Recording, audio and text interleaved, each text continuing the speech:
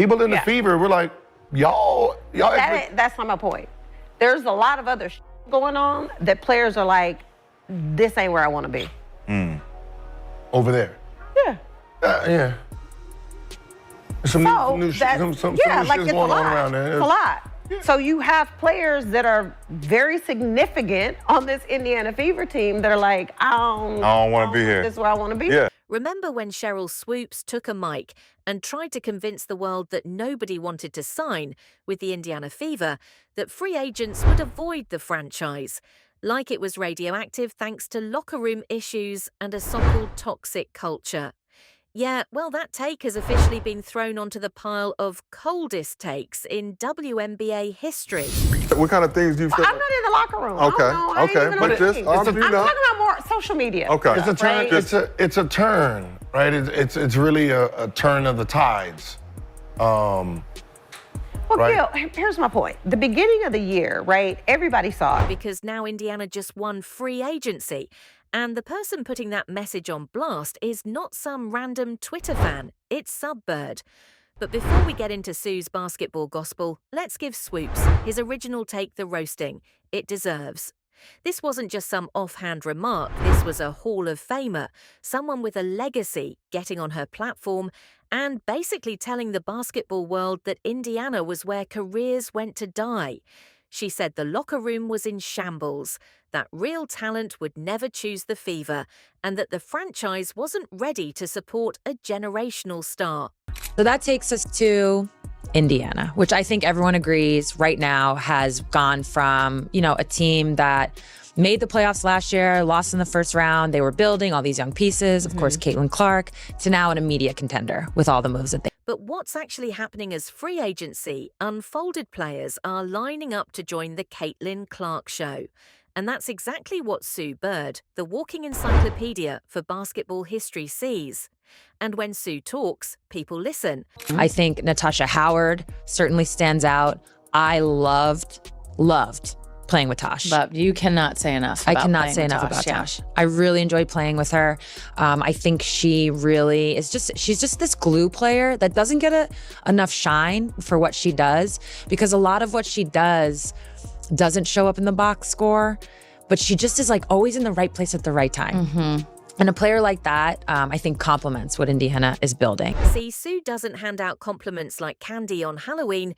She's not here for clout. She's a 4-time WNBA champion, 5-time Olympic gold medalist, and the point guard who orchestrated one of the most dominant runs seen in WNBA history, the Seattle Storm. So Sue Bird is one of the greatest point guards of all time in the WNBA. And she's someone who obviously is a part owner in the Seattle Storm. So hyping up another team is a bit of a conflict of interest, if we're being honest. So what did she say first? She gave her classic veteran perspective, telling everyone to pump the brakes on the Indiana Fever instant title parade. That's classic Sue. Steady calculated, reminding people that rings aren't won on Twitter or in group chats. Hyping Clark's logo. They obviously, through trade, added Sophie Cunningham, a player that, I would say a 3-and-D type player who has, been to the finals, so has that playoff experience. She's also just tough. She's mentally tough. She's physically tough. She brings an edge to them. And then last but not least, they added DeWanna Bonner, which really I think is the one that for most people took it to another level. So now you're like, oh, they're a contender. But here's what the casuals missed. Subir wasn't downplaying the Fever. She was putting the league on notice because when you sift through her words, the real message is clear. Indiana is building something special and it's happening fast. This is not just the Caitlin Clark show, though. She's the box office star, hitting Logo 3 ES and dishing out assists, like it's a pre-game warm-up and making defenders look like traffic cones. No Sue sees the foundation. The biggest part of DB joining this team is that she's already played for Steph. So I think that's going to help bridge the gap, because as we go along, we're going to talk about Vegas and Seattle, Atlanta. It's really going to be which Stephanie team. White being the head coach of, Thank you. Was the head coach of Connecticut, now the head coach of Indiana. Yeah.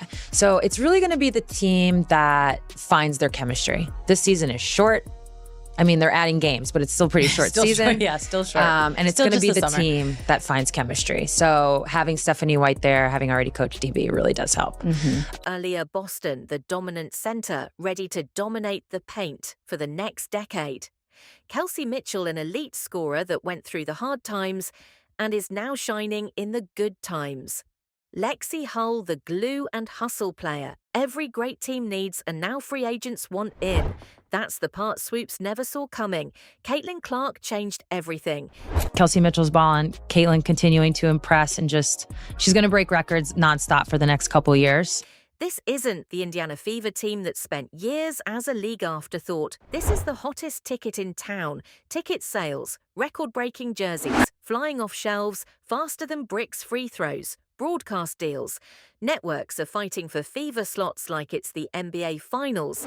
Free agents see it. Veterans who want rings are suddenly interested in Indiana because playing with Clark means primetime TV, deep playoff runs. And legacy building. Subir knows that she's been that gravitational player before drawing talent to Seattle. In her prime, she recognizes the Fever are starting to build that same kind of pull. This is how dynasties start a superstar, a young core, and veterans who see the vision. So while S-Bird is out here diagnosing Indiana's rise to power, Sheryl Swoopes is watching her credibility melt away. This is no longer the Indiana Fever of old. This is the team of the future, and the rest of the league better wake up fast. There's something about the way she plays the game, her passing, her shooting, that people really identify with. I really feel like we're poised and we're set up for a great, successful next era of Fever basketball. When Sue Bird tells you a team is about to be a problem, you listen because Sue isn't some retired legend trying to stay relevant with hot takes when she speaks. It's a warning, and her message about the Indiana Fever is loud and clear. This team isn't coming. They've arrived. 3 WNBA MVPs in your career. Would you consider each of those 3 seasons as dominant seasons for yourself? No. I can't. Bro, Sheryl Swoopes is willing to lie about her own career before she even admits that Caitlin is dominant.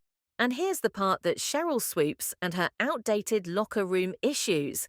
Narrative completely missed. The Fever didn't just stumble into this success because Caitlin Clark showed up.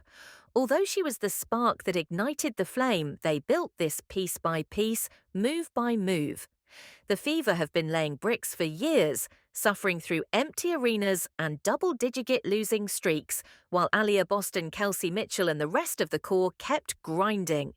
Clark wasn't the plan. She was the vital and most important piece. And that's what Sue Bird recognizes.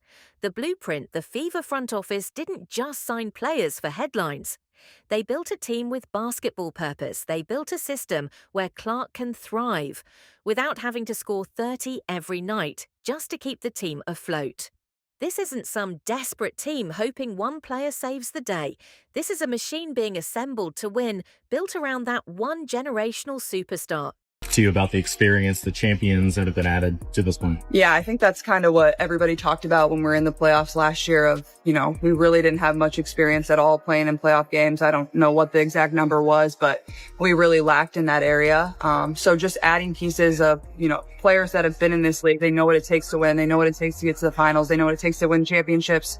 I think it's exactly what we needed in our locker room. So it's just exciting, but also they're not only really good basketball players, they're really great leaders and really great people. And I know the front office obviously really prioritized that and looking for the pieces that we wanted to add. So really thankful for that as well. Look at the free agency moves because that's where the truth slaps you in the face. Indiana is no longer a rehab stop for forgotten veterans or stat padding guards. Suddenly the Fever are a destination players aren't avoiding. Indiana, they're circling it on their calendars like it's the NBA All-Star Weekend. What means Sydney Colson is joining the Indiana Fever? What does that mean? Indiana is just being so greedy right now. They took DB, they took Natasha. Now they got Sydney Colson. Why would they take Sydney from us? Why national TV games packed, arenas Caitlin Clark gravity, and most importantly, a young core built to win players. Know that running alongside Clark gets you seen her presence, turns every Fever game into must-see TV, and every teammate gets a boost from that Spotlight sponsorship. deals bigger brand opportunities. Endless, that's what Angel Reese and Swoopes fail to grasp. Clark doesn't just elevate herself, she elevates everyone around her.